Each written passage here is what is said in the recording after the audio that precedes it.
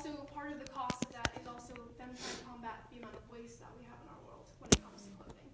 So, questions? Anything else? Yes, two more. The sorry, just the quote that you just had. It was in who? LAPPE. L-A-P-P-E. Thank you. Did you have a question? I just had a comment. When I try to dress like a cowboy here, if you want to buy real American-made boots, you'll pay at least 10 to 20 times as much for them Yeah, than the ones made in China. yeah, Same brand name. right. And it hurts your pocket, Yeah. but you can also, like I said, I'm wearing Vans. Vans are not ethical. They're making an effort, but I got them secondhand, so I feel much better about it. So somebody's already worn them, somebody's already loved them. I'm elongating the life by wearing them, and they're great work shoes, you know? Like these pants, secondhand, and it makes me feel better about what I'm consuming because I'm not putting that money in those pockets.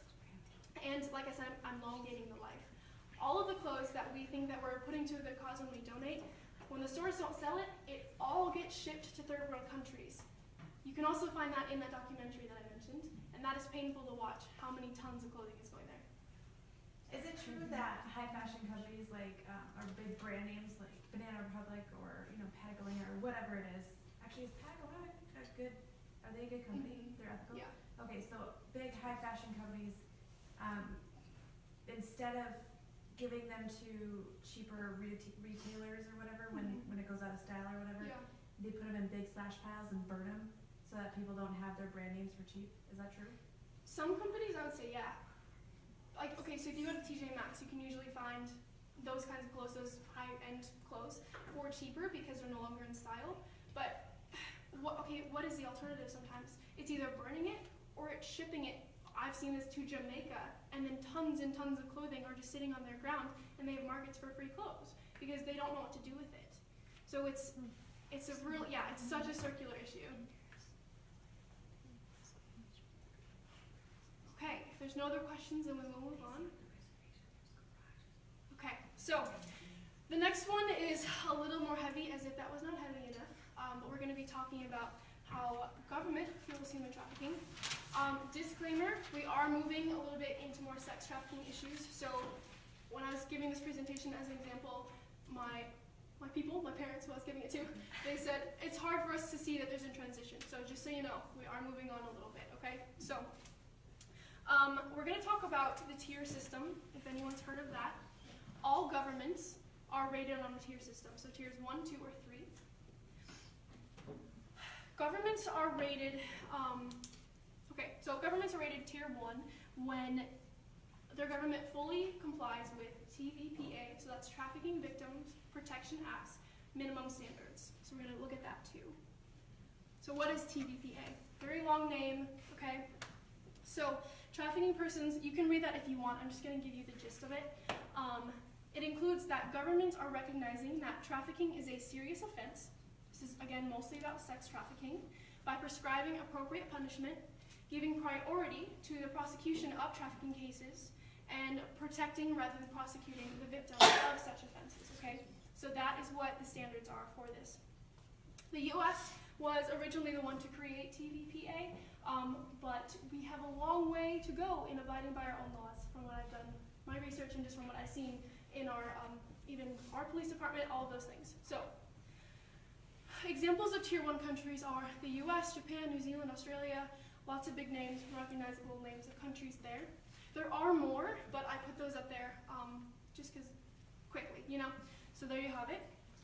Countries are rated tier 2 when their governments do not fully meet TPVA's minimum standards. So like those standards that I read, they're not quite there, but they are making significant efforts to get themselves there. So examples of those countries we'll get to in a minute, because I also want to cover tier 2.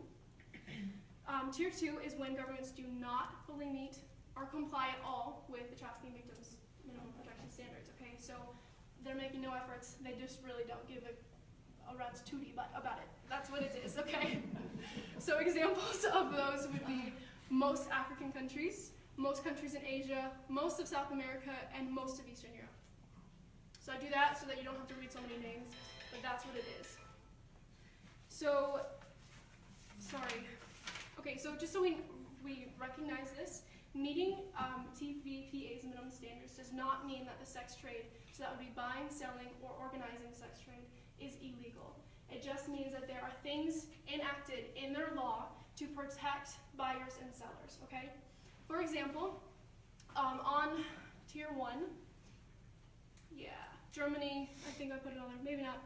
Germany is a tier 1 country, okay? But all of the sex trade is illegal in Germany. So that's Western Europe. So you can buy sex there, you can sell sex, and you can basically pimp. Pimping means organizing someone else for sex trade. But Hungary, which is a tier 2 country, so that's a country that doesn't fully comply, but they're making an effort. The sex industry, sex trade is illegal, okay? Within tier 1 and tier 2 countries, though, there can be toleration zones. So toleration zones are where, okay, this is hard to describe, but when I was living in Budapest, Hungary, there are blocks, zones, where the sex trade is legal.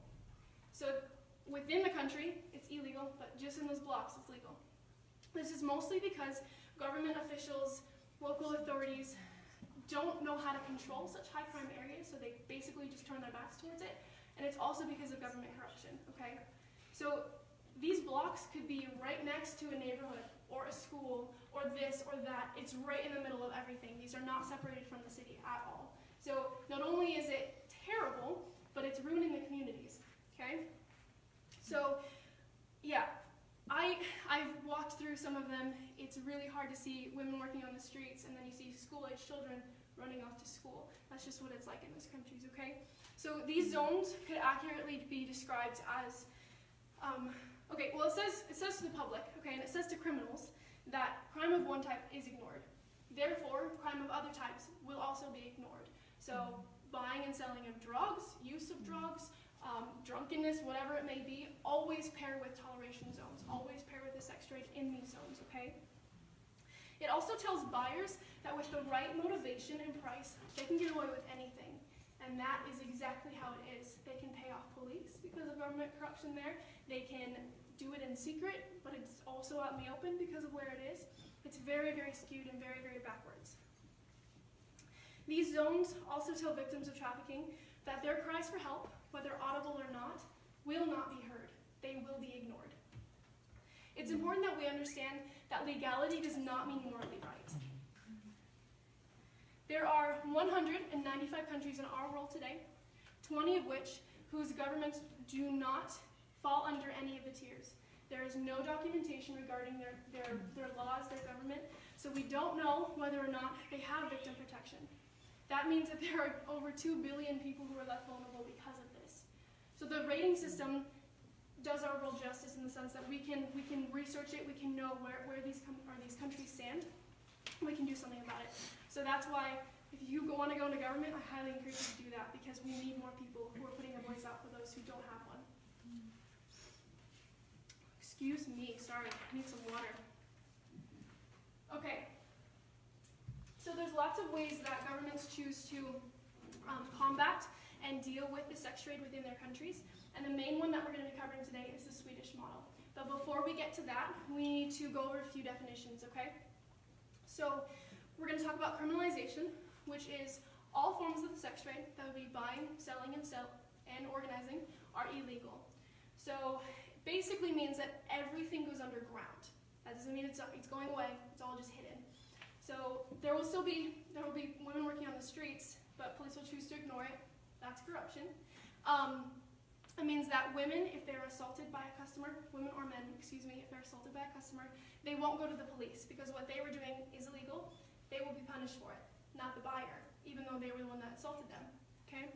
So it tells buyers that, well, buyers know that it's illegal, what they're doing, and it tells them that these women won't go to the police, so they actually take advantage of that, and more women and men working in prostitution are harmed because of it. So decriminalization means that the laws that make it illegal were removed. That doesn't mean that the sex trade is legal, and it doesn't mean that it's illegal. So it's like this weird gray area that governments choose to stand in. It benefits women in the sense that they can go to the hospital and the police if they're assaulted, and they won't be questioned about why they were in someone's car, trading sex for money. It helps them with personal things like that. They can get health insurance that will cover them. They'll get free government aid for like, okay, if you think of condoms or birth control, things like that, that is given to them. So it doesn't remove the demand for sex, but it is slightly helping it. I wouldn't say that this is the best form at all. Legalization means that all forms of the sex trade are legal. Buying, selling, organizing sex. It's regulated at this point, which is a good thing. So women can only work a certain amount of hours a day. So it's basically like having a job, working at a coffee shop, okay? You will get health insurance, you have to file taxes, you will get daycare, all of these things. If you're assaulted, you will go to the police because it's that person in the wrong. So it is helping women in general, people working in prostitution. So, but it doesn't remove the demand for sex. But in the basics and everyday living experiences, it is helping people. So the Swedish model, though, does not fall under any of those things. It touches a little bit in all of the areas, so we'll look at that.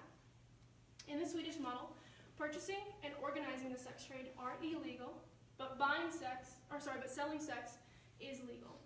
So working in prostitution is legal, but buying and organizing people for sex, that is illegal. So you'll be punished and prosecuted for that. So it's really confusing because we're like, okay, how does that work? How does that trade-off work? Okay, the Swedish model. Let me say this the right way. Okay, the stated purpose of the Swedish model is to shift the weight and the stigma from the prosecution of the sex workers to the sex buyers. So it's removing the stigma. So if I say, oh, this woman works in prostitution, if there was another woman standing up here with me, you would automatically, all of us would kind of shift our backs towards her. That's how that works. So it's taking that stigma off and it's saying, actually, it's the Johns, the one buying the sex, they're in the wrong. She's just trying to make a living, or he's just trying to make a living, okay? So this outlook on the sex trade originated in Sweden in the 1990s and has had a really interesting effect on the country since. You can do lots more research about that on your own time, but it's especially in my generation, so like 30 down, all of these people agree with this law. And it was originally said it's telling the population that the law said to make a clear statement about respect to women and gender equality. Women are not commodities to be bought and sold. This could be said for men too. People are not commodities to be bought and sold. And it was part of a bill on violence against women. So what the Swedish model and its proponents are saying is that men are not entitled to access the bodies of women and girls, even if they pay. That's a good proponent. That's a good thing. People are not entitled to access someone else's body, even if they pay, okay? The laws have taken the weight off of morals and of the sex trade and put it towards gender equality. So I usually argue on morals when it comes to these things. I'm sure all of us do, but it's actually saying there's not fair work and pay, there's not fair this, there's not fair that, so let's look at it from that standpoint, okay? So yeah, the proponents are not arguing on abstract principles anymore, which could be called morals, unfortunately, as much as they are that the sex workers, most of the time, do not want to be sex workers, but more often than not, they don't have another option, okay? So one study found that up to 89% of sex workers want to leave the industry, but they have no other options. Because they were vulnerable as children, because they had no school education, because their parents couldn't afford this, because 89% want to leave, but they don't have other options. Now, even though the proponents, like I said, are not on morals, I won't advocate that selling and buying sex is morally correct or okay, or I'm okay with it. But this legislative model, the Swedish model, which also, by the way, is also called the Nordic model, so if you see articles, it's called both. It's a very interesting and, it's decreasing the demand as a total. In Sweden, there are less people buying sex. There are less people selling sex because it's not as obvious. It's not as, people are punished for it more heavily, okay? If you think of like the DUI system in the States, you can get 3 DUIs before your license is taken away. In Europe, if you get 1, your license is pulled for life. So it's the same kind of concept. It's squeezing people into a certain form, which sounds bad, but actually it's good, okay? The way I see it, it's a very unconventional way to reach an end goal, which is to decrease the demand to the point of 0. If you find this topic interesting, or you would like to be more educated on it, there's a really good documentary, which is 3 parts, on YouTube called Soap America. Highly recommend. It's on that paper too, if you don't want to write it down now. So like I said, it's 3 parts. Each part is about 45 minutes long, and it has to do with sex trade within U.S. borders. So it does not cover the rest of the world. Just kind of narrows it down to what we need to know. So it talks about the buyers, the sellers, and then what it means for government. I really find this interesting as well. So this lady is a Muslim. She's absolutely beautiful, and she wears a head covering the whole time. And she's talking to people who are very rough people, and she's so graceful about it. So it's made with integrity to the people that it's interviewing, and it's very open and honest and educational. So definitely would recommend that. Okay, I don't know if we have a lot of time to cover this, but I'm going to mention it. There is a gal in town. Her name is Kelly Patterson. She is a trafficking survivor, okay? So she was born and raised in South Dakota. She was trafficked in South Dakota for over 10 years, and she's still living in South Dakota. She moved with her family multiple times, but throughout all of that, she was still trafficked. It's called ring trafficking, so if you think of the mafia, that's what it is, but for sex trafficking. And there was lots of people involved in this. It was close family friends, family members, people who you should trust, local authorities, people in government, all trafficked her from the ages of 13 to 22. Her book is called From Trafficked to Treasured. It's a very difficult read if you are sensitive to those things, so I would suggest praying before you read it. Trafficked to what? From Trafficked to Treasured. And like I said, very hard to read, and it took me a little while, but it was something that I needed to know about my state and what was going on. So she's advocating for women, for survivors now. She's doing support groups. She's a grandma. She's just an absolute spitfire. So if you ever get the opportunity to meet her, you're gonna love her. So that's what I have to say about that. So we don't have a lot of time, but any questions on that section? Just a comment. Yeah. For 10 years or more, our company operated research and manufacturing in Stockholm. We're a publicly traded company, and they have terrible problems in Sweden. And the biggest problem they have is Sharia law, Islam. They've brought in so many people from the Middle East, Yep. and they have major sections in Stockholm that are not policed, no paramedics, no fire protection, nothing. It's totally under Islamic law. Yep. And it's getting bigger and bigger problem. For sure. And that could be said for any country, you know. I'm not going to talk about immigrants because I have an opinion about that I will voice at some point maybe. But when we let other cultures in, it's a good thing. It is a good thing. When we let too much of a culture in, sometimes it causes problems. But think of how when we immigrated to America way back when, okay? That's what I'm going to bring up. Same thing happened. So there are always going to be countries with problems. Sweden probably has that problem right now. France has that problem right now. There are people are being tear gassed in subways. I know people who are being tear gassed in subways because of terrorist attacks. But yeah, that not necessarily is about trafficking. So I'm going to kind of shift away from that. But it's happening in the States too, all the time. Yeah. What other countries are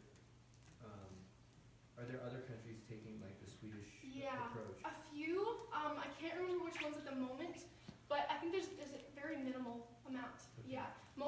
So that would be considered Western Europe. Western Europe, it's mostly like criminalization. Like I said, except for Germany, who everything is legal. So it's interesting how countries choose to take their standpoint on it and how they choose to combat it. Sometimes it's not combated at all. People just choose to ignore the trafficking side. And I didn't mention this, but a lot of articles that you're going to find are very feministic and leftist in view. So they're going to say that sex workers want to be sex workers. We'll cover this in a minute, but they're going to say certain things, and a majority of them say this. But there are statistics that show that that's wrong, that people are being hurt all the time from it. So yeah, that didn't really answer your question, but yeah. How can Germany be a tier 1 country in which it's legal?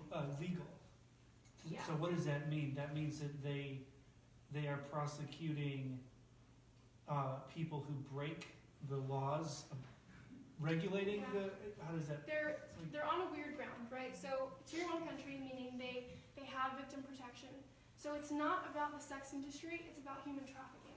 So if they recognize that someone's trafficked, so their police are trained to recognize trafficking victims. Okay. There are a lot of trafficking victims in Germany. A lot of them are overlooked or ignored. versus sex workers who want to be sex workers, which is a minority. Okay. So they're rated tier 1 because there is things in place to protect victims, but it's not recognized enough. Yeah. So it's a hard issue. Yeah. This might have been implied, but do you think the Swedish model would work well in America? I think, let me think. With the way that our government handles things now, I think it would be more beneficial. If you guys heard about, okay, there's a football team, their coach, I think, I did not read this in the news, I was told about it because someone thought I should know. He was arrested for purchasing sex at a massage parlor, which I'm not going to talk about today, but there are a lot of different ways that women can be trafficked. He got a misdemeanor for buying sex, not a felony. He wasn't punished because he's got money in his back pocket. So I think the Swedish model, yeah, would put less stigma on these women and men who are trying to provide for themselves. Like I said, I don't think it's morally correct to sell sex for money. But prostitution is the last choice that you would make for your family if there are no other prospects. If you are not educated, if you had no opportunity to go to high school, what are you going to do if you have 3 kids? I've also heard the standpoint that, well, somebody's going to use me for sex anyway, I might as well get money out of it. I have heard that from someone's mouth. When that's your only option, when that's your only outlook on life is that I'm supposed to be used this way, of course you're going to sell your body. Of course that's the option. So I think it would put a lot more protection on victims of human trafficking. And trafficking is not talked about enough in the States. It's starting to be recognized. I'm noticing that more in the media, but not enough. So this is my attempt to talk about it. Anything else? Yeah. Do you have an opinion on the law they passed last year to shut down Backpage? Because I remember, so that website was being used to buy and sell sex. Yep. And so the government said this is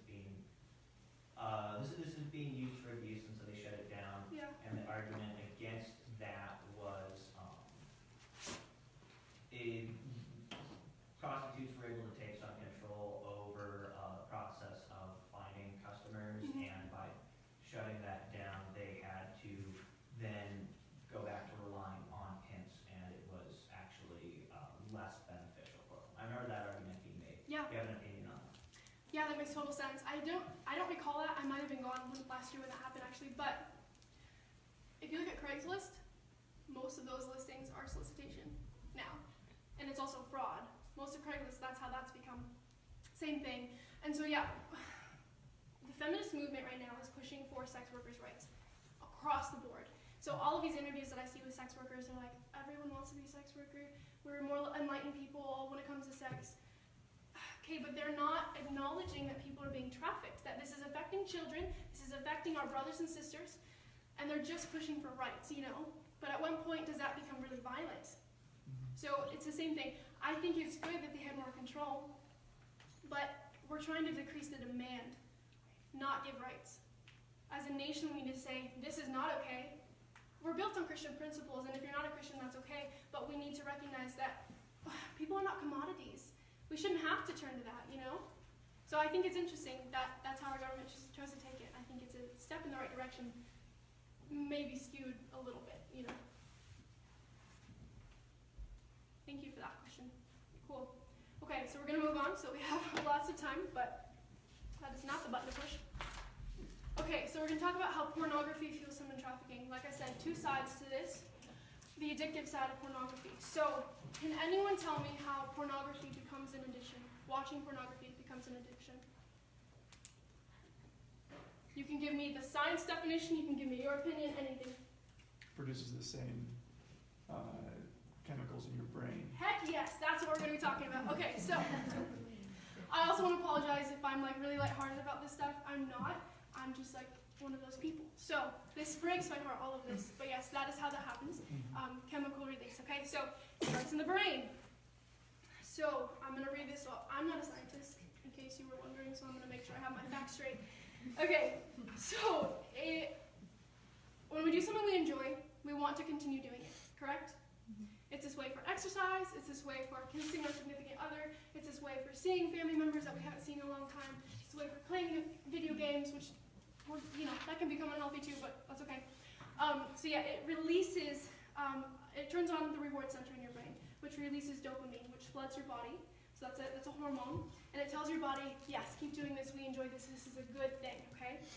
So these natural feelings cause that rush, this elation of mood, and so we choose to keep doing them. The problem is our brains cannot differentiate the difference between a good high, which would be kissing your significant other, and exercising and eating good food, versus taking drugs, drinking too much alcohol, having too much sex, watching pornography, okay? So our brain doesn't know how to differentiate because it releases the same chemical hormone. So dopamine communicates with our bodies that we like something, that we need more of it. So watching pornography actually influences our body to release this chemical, whether we want it to or not. The more porn consumed, the more tolerant we become to the dopamine released. So if you think of you exercise, dopamine is pumping, right? Okay, your body's pumping. You want more, so you exercise harder, and you exercise harder the next time, and that's what trains your body. Same thing happens with pornography. You start off with a softcore porn video, okay? Dopamine is pumping. The next time you're like, this isn't cutting it for me anymore. So you start going into a deeper, darker pathway of what pornography is. Basically, this means that watching the same videos after a while won't cut it anymore. This is why people who watch porn consistently go from softcore to hardcore porn within a period of a few months if they're watching it every single day for an hour a day. It's a very quick transition, okay? I wasn't going to talk about this, but I actually feel like I need to. I had a porn addiction for a period of several months before this school, which we're going to talk about how it's usually just deemed as a men's issue, but it's not anymore. And so if you have questions about that and how I decided to turn away from that, I'll openly answer them because it's something that I talk about now because I've combated it. People have helped me and I'm no longer in that issue. But it's the same thing. Started off small, started off with watching movies that had kissing scenes in it, and then it transitioned into something else, okay? So all too often, we talk about this, right? So influences the brain, more porn consumed, yada, yada, yada, okay? So all too often, enough is no longer enough. Victims of this addiction will start to spend more time watching porn and start watching videos they never would have thought they could even stomach in the beginning. That's how the addiction starts, and that's how people get addicted, and that's why we have an issue in our society. In an article on drug addicts, Director of the National Institute of Drug Abuse, Nora Volkoff says, and I'm going to read this quote because I don't want to misinterpret it, "Dopamine cells stop firing after repeated consumption of a natural reward. The more hits a drug user takes, the more dopamine that floods their brains, and the stronger their urges are to keep using. That's why drug addicts find it so hard to stop once they take the first hit." So I realize that that statement is about an external chemical drug that people take to put into their body. But shooting at cocaine is the exact same effect that pornography has on your body. Exact same, okay? An addiction to pornography not only causes sexual frustration and confusion, but it can lead to other things. It can lead to isolation.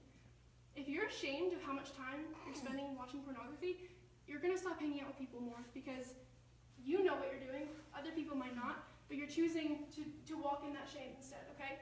That's how isolation starts. Depression. You know what you're doing is wrong, and you know what you're doing is affecting someone else, and you know that it's hurting yourself, but you keep doing it, okay? So you get into this depressed state. It hurts marriages and relationships if we're not talking about it. If a husband or a wife is watching porn without the other person, or with the other person, there are things that happen in our brain that turn on and say, I want to do that, but that's not being fulfilled in my personal life. So it starts hurting rather than helping. Unhealthy sexual desire, which can lead to trafficking other people. More than not, serial rapists, serial murderers, they started with a porn addiction, and we don't recognize that enough. Molestation of family members, of kids, of whoever it may be, rape, sexual abuse, these are all things that happen when we get addicted to porn because we no longer know what consent looks like. If we watch a very domineering type sexual relationship on porn, of course that's what we're going to want to watch again, and then repeat in real life, but it doesn't happen. We don't know what consent looks like, and then there's a rape. Okay? So we get frustrated when boys, 17-year-old boys, rape a girl who's drunk, who has not enough clothing on, whatever. What was he watching in his personal time? What was he doing in his personal time? Why would he think that's okay? We're not asking those questions, we're just saying, he's a bad kid. I agree there's an issue there, but what's going on internally? What's going on in his heart? What's going on in his brain? Okay? So, it's a common conception, like I said, that porn is a men's issue, not a woman's issue. But in the last decade, it has become a woman's issue as well. And here are some stats to prove this, okay? 12% of the websites on the internet are pornographic. Think of how many websites there are. That is a big percentage. 1 in 3 viewers of porn are women. I was one of them. 25% of all searches on engine requests are pornographic. So that is 68 million requests a day are for porn. There are 116 searches a day for child pornography. 20% of men admit to watching porn online at work. 13% of women do. The most popular day of the week for porn consumption is Sunday. So I'm going to let that sink in for just a moment. So as you can see, consumption of porn has become a genderless issue. And because access to porn has become such an easy thing, and most of the time it's free now, and we're not talking about the issues, we're not talking about the negative effects it's affecting our kids. The average age that kids become exposed to pornography these days is 11 years old. And the average age that they are addicted is 12. As soon as I heard the stat, I thought of my 15-year-old brother. What has he seen? In his bedroom, on his spare time, what does he do? He's on the computer all the time. Has a pop-up come up? Has a Google search turned into something terrible? I don't know because I haven't asked. That's the thing, is we need to ask the young kids in our life what they're watching. And if I talked to your friend about this, if we catch a sibling, a kid, watching porn, don't punish them. Don't yell at them. Don't freak out on them. Say, why do you think that's necessary? Do you think that that's accurate, what you're watching? Do you think that's what a healthy sexual relationship looks like? Do I spend enough time with you as a parent, as a sibling? Like, that's what you need to do in your spare time? There's a lack of love when it comes to that. I understand that. Like, if you're not getting enough attention from anybody in your life, you turn to something else. So make sure that we're saying the right things to our kids and our family members, okay? So here are a few more stats for you. So there was a research done by the National Society for the Prevention of Cruelty to Children, mouthful, conducted a survey of more than 1,000 kids. So ages 11 to 16, 50% had already been exposed to porn by the age of 14. Oh, 50% as a whole. So across the board, of those 1,000 kids, half of them had been exposed to porn. 94%, so almost all of them, had been exposed by the age of 14. My brother's 15. That hit me hard, okay? 39% of 13 to 14-year-olds wanted to repeat porn acts they had seen online. That is a big chunk. Kids think that what they're seeing is accurate. 53% of boys believed what they had seen was realistic. 39% of girls believed the same. So, this breaks my heart, right? It should break all of our hearts that that's what we've come to as a world. But when children grow up believing that sex portrayed in pornography is normal, who's to say that they will not treat people in their lives the same way? When we believe that 50 Shades of Grey is an accurate example of a relationship, of course we're going to enact that. If we think that everything is romanticized, Twilight, blah, blah, blah, blah, I'm not going to list a whole bunch of movies because we know what they are. If we're showing our kids that, that's what they're going to think is accurate. Because we're not showing what it is to have a good, solid marriage or a good, solid dating relationship or a good, solid relationship with your parents, because we don't know how to do that either. That's where we're at, you guys. So, if there's questions about this section, let's ask them now. If not, then we will keep going.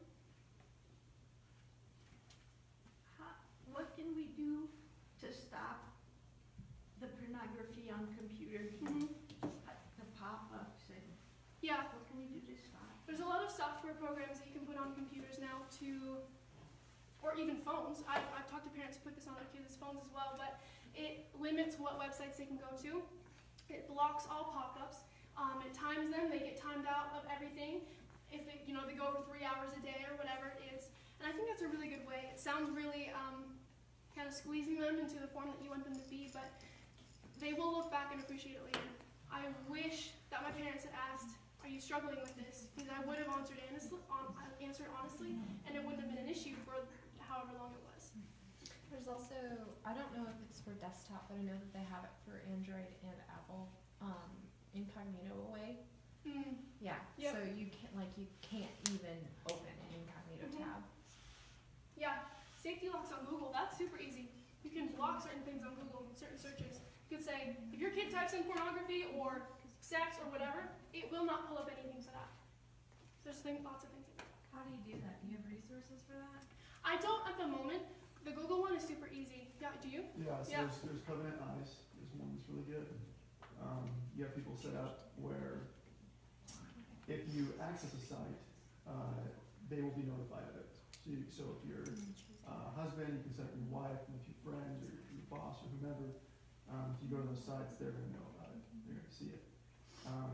Covenant Eyes, I think, has a new software even for phones, where it will take a screenshot of what you're looking at and send it to whomever, right? So that's good. And then there's XXX Church. There's one called OpenDNS, and I think that it goes from the router. It blocks things from the router. So it doesn't matter how good you are at getting around stuff on your devices. It's the router itself can't access any of that stuff. So, and then just like, I think the iPhone, that's what I have, has some pretty basic restrictions. So like for me, my boss has the password to the restrictions on my phone, and I can't access any sites like that, or download certain apps and things like that. So, those are some options that I know of. Yeah, and I know Google has a phone now. That's the parents I was talking to. And yeah, they can set timers on how much time their kids can spend on their phones a day. It'll shut off everything but their calculator and their alarm clock. So cool. I was like, heck yeah, I'll do that.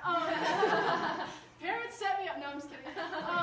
Yeah, and it restricts the websites. So they will set what certain websites they allow the kids, like gaming websites, that's great. Use it for those things. But it's like 2 hours a day, max. On weekends, it's like 3 or 4 because, we don't want to suffocate our children, but we do want to protect them. So yeah, thank you for that. I was not aware of those. Can I make a comment? Yeah. This might be a good time, and you all know this, but I can speak as a parent and a grandparent. We're talking about the brain here. We talk about relationships with our young people, loving them, and not, forcing things on them. But I'll tell you, as we do love them and as they grow up, instilling them scripture memory affects the brain. And it's amazing how sharp these young people are as little kids growing up to start being able to use some discernment and to combat this. So I want, and you may be going to mention this, so forgive me if I get ahead of it, but just be aware of that. We got a lot of good programs if they can be in them to just learn some scripture and, but keep that love relationship, because, and then there's still no guarantee. They make choices how to go about, but at least it has to do honestly with discipleship, mentoring, and what? Yeah, foundation, laying the foundation. Yeah. So I just want to Thank you. insert that in your Yeah, somewhere. and I think there's a difference between telling your kids no, no, no, no, no, and they never understand why, versus no, because. I always wanted to know the because behind my parents' rules. Don't stay out past 10. Why? Because there's drunk drivers, because bad things happen after 10, because this, because that. It helps me understand boundaries and set my own. So, I'm only 19, still learning adulthood, that's okay. But there are things that my parents have said to me that I'm like, I understand now why we didn't do things. Just a comment again, Dr. Lewis and our generation, we owe you guys all an apology, because this battle was lost over 30 years ago. Under President Reagan, James Dobson was the head of anti-pornography and relentless death threats against the industry, multi-billion-dollar industry. Part of the reason he moved from Arcadia, California to Colorado Springs, and it didn't do any good.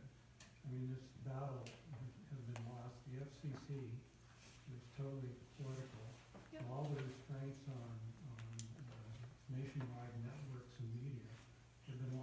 Yep. And so you're living in a generation now where the restraint is what you're asking for is the IT departments. We used to do this for our businesses, trying to control hackers and phishing and spamming and everything else, but also keeping people from doing non-productive work Right. of any kind. Yep. So it's huge. I have a cousin whose son is now running the IT department for some missions Okay. around the world, and a lot of that is death threats against missionaries trying to spread the gospel. Yeah. But it's sorry we left you with such a mess. It is crazy because our generation's pornography is what was, okay, so softcore porn back then, that wasn't a thing. Okay, that was all hardcore porn. Those porn magazines that our parents had, that is what we call softcore porn now. I said it wrong. Softcore porn now, okay? It is completely different what people are consuming now than it was 15 years ago, 10 years ago, whatever time frame you want to put on it. There is so much more out there. There's so much more readily available. It is free. It is online. We can access it from any point in our lives. Bedrooms, bathrooms, whatever it is. So it makes it hard, to combat it, to say no to that. Especially when it's like, it is so massive and it's so out there. And kids talk about it at school and on and on and on. So it's hard. It's really hard. But now it's our generation's responsibility to take care of it. So it's up to us now. Yeah. I guess just a comment, knowing what, I mean, I'm a millennial, knowing what I went through, yeah, I can't imagine having kids right now and trying to walk that line between Absolutely. keeping them safe and also, well, at the same time, like, teaching them what they need to know about how to use Right. technology effectively and safely. I mean, good luck, everybody.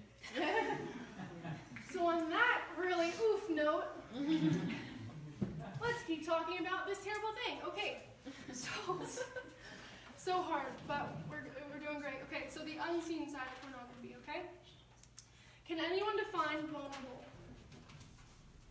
What does vulnerability mean? Lack of knowledge. Yeah. Yeah, for sure. Predisposition to be overcome, overtaken. Yeah, for sure. Those are really good definitions. The dictionary definition, just so we're all aware, on the same page, is someone exposed to the possibility of being attacked or harmed, either physically or emotionally, okay? So we need to understand this definition, along with the definition of exploitation, which is right there, in order to better understand the porn industry. Exploitation, the action or fact of treating someone unfairly in order to benefit from their work. So I said earlier coercion, we're going to get there too, but, okay, I'm just going to follow this because I know what I'm doing, but it's okay.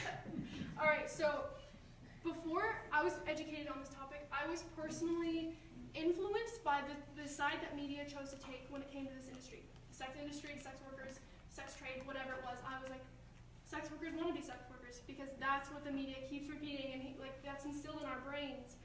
But there are, if we follow this, if we believe mainstream media, this will be our mindset when it comes to sex trade. Sex workers want to be sex workers. There is no emotional attachment involved. It's strictly business. Sex workers make bank, especially porn stars. Porn stars aren't hookers, so what's the problem? It goes on from there, okay? The problem is, these are all comments that I've heard, okay? From people's mouths in person, from TV interviews, from even sex workers' mouths themselves. They have said these things, but they are all wrong to some degree. I mentioned those articles that are feminist and leftist in view, okay? So if you research prostitution in the United States, you research these laws regarding that, they're all going to be pushing for sex workers' rights.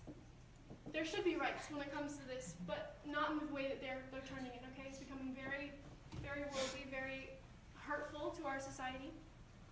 So if you, like I said, these articles hurt, and they're saying one thing, but if we look at statistics covering this, they paint a very different picture of what's actually going on. 82%, so this is talking about people who have entered into prostitution, 82% have been physically assaulted since entering prostitution. 55% were assaulted by customers. 88% were physically threatened while in prostitution. I want to talk about these two especially. 68% have reported being raped since entering. More, 48%, were raped more than 5 times. So that is half of people entering prostitution have been raped more than 5 times. Does that sound like a job that you want to walk into every single day? Knowing that you could be physically assaulted with or without a weapon, that you could be raped, you could be taken advantage of, you could be drugged, you could be this. This is the last resource that we have when we have no other options. So this is about prostitution, right? The same stats apply for the pornography industry. If you work in porn, this is your life. Same as prostitution. Okay? I'm gonna have us watch a quick video. Make sure the volume is up.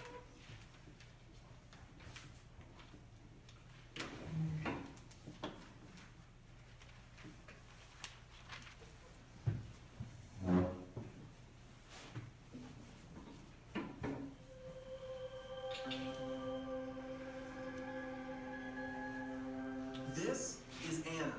Wait, don't click to someone else yet because Anna's stuck here on your computer screen.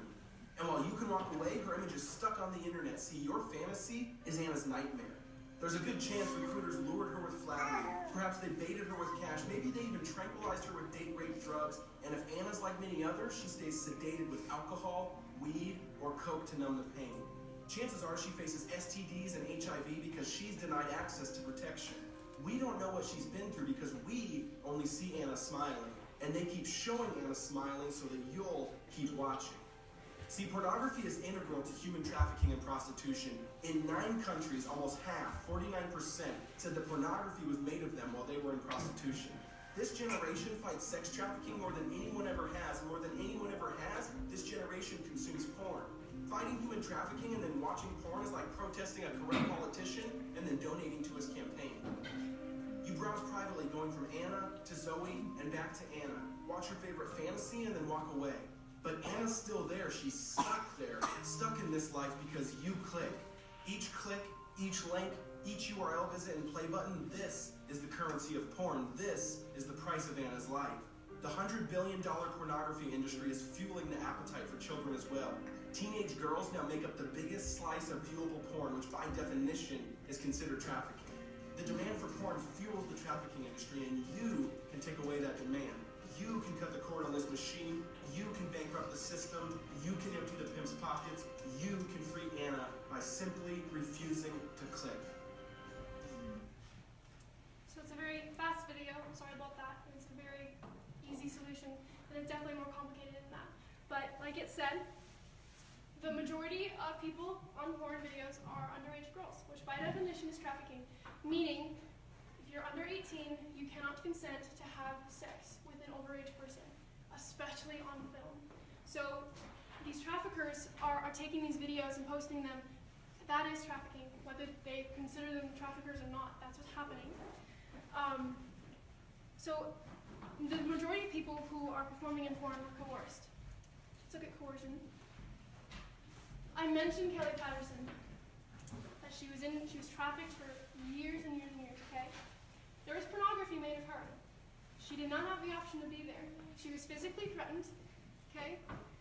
She was drugged, she was tortured, and some of her co-stars on these porn sets, they didn't know she was trafficked because they were paid. One of them contacted her years later because he had forgotten about it because he didn't want to remember. She didn't want to remember. They did not remember what happened. And there was a prompt, something triggered that memory in him, and he contacted her and said, I am so sorry. I realize now that you were forced to be there, that you did not want to be there. And she said, I have no idea what you're talking about, because she didn't remember. She set it aside. That was not her, you know. So, yeah, pornography, people are forced to be there. So let's keep that in mind when we think of the porn industry. Go back, sorry, okay. Go to this one. So people who are trafficked become subjects of with or without fair permission for our viewing pleasure. So pornography forces people to do things so that we can benefit from that. That's what that statement is saying.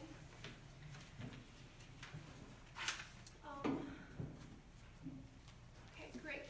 Consuming porn is the first step in the process of dehumanizing people to the point of exploitation. I just the other day, as I was making this presentation, read this article, which I found on Fight the New Drug. That is also on that list. That had this research done that was in the UK, and they took statements and quotes from convicted rapists and pornography magazines and compared them, and people could not tell the difference. So, as terrible as it is, and I'm going to read these out loud, so fair warning, we need to know that what these porn magazines, what pornography websites, what all these things are saying to our kids, to us, in order to better understand that it leads to things, okay? The first one, mascara running down the cheeks means that they've just been crying, and it was probably your fault. But you can cheer up the miserable beauty with a bit of in and out. Do we think that was said by a convicted rapist or said in a porn magazine? Does anyone have a guess? That was said in a porn magazine. The next one. You'll find that most girls will be reluctant about going to bed with somebody or crawling in the backseat of a car, but you can usually seduce them and they'll do it. Convicted rapist or porn magazine?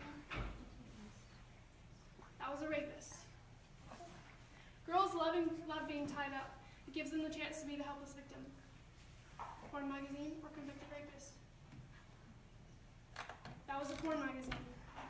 So if magazines, websites, whatever we're consuming porn on or with, is telling young men, is telling young women that mentalities like this are okay, even healthy, then of course that is what their worldview, our worldview is going to look like. With everything that we've discussed, are we starting to notice a trend? The product, right now, specifically talking about pornography, it dehumanizes people. So that could be the clothing industry. We dehumanize the people are working such long hours. It could be said about any trafficking situation. It dehumanizes people. Young and old, us, consume a product. Enough is no longer enough. We need more. Suppliers respond in kind. Hardcore porn doesn't cut it anymore. People turn to purchasing sex or raping and molesting people. So how do we end this cycle, all right? We're going to talk about this. How do we end it? Because I'm sure all of us want to. I want to end this cycle. If we, the consumers, cut off the demand, there will no longer be a supply. What if those 68 million searches a day for porn were cut in half because of what we knew? And what if, in 2 years, our generation and our nation was so knowledgeable about how bad porn was for you that there was no searches for it every single day? Not one. What if our nation and our churches and our families and we ourselves took responsibility for those trafficked into our own hands, and we stopped clicking? We stopped purchasing clothes that we know we won't even wear. We stopped ignoring issues that we thought were just going on overseas, but they're actually happening in our backyards. We stopped ignoring those. What if we built time into our busy schedules to think about the person on the other end of our convenience? What would our world look like if we put ourselves in the shoes of the 40.3 million people subject to human trafficking right now? What if in 20 years, sex slavery was taught in history books so that history stopped repeating itself? What if we advocated for those whose voices are not being heard? What would we be able to say? We'd be able to say this: how our world ended human trafficking. We'd be able to say it to our siblings. We'd be able to talk about it at lunches. We'd be able to tell this to our kids and our grandkids, to every future generation. We'd be able to say, we would no longer say, I'm so sorry for how we set you up, but we'd say, look at how we set you up. Do not let this become an issue